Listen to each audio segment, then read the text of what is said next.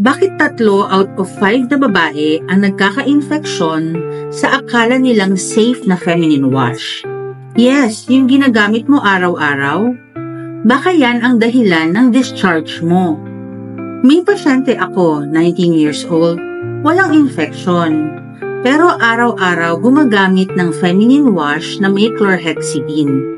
After 2 weeks, nangate, nagka-discharge, at nag-dry ang vagina niya. Sabi niya, Dok, panghugas lang naman to, pero hindi lahat ng panghugas pang araw-araw. Chlorhexidine at povidone iodine are powerful antiseptics. Gamit sa hospital, panglinis ng sugat, pang-prep ng surgery, pampatay ng bakterya. Pero kapag ginamit mo ito sa intimate area araw-araw, nawawasak ang vaginal flora mo.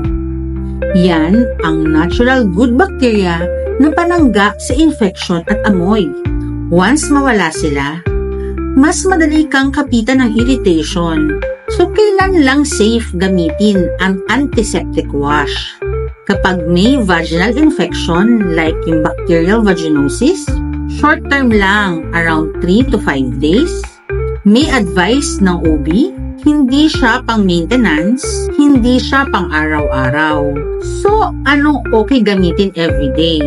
Mild, non-drying feminine wash, at saka yung may pH balance.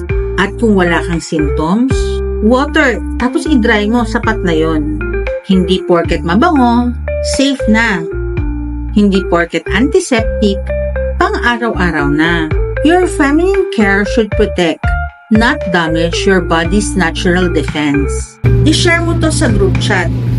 Baka yung wash ng bestie mo ang dahilan ng irritation niya.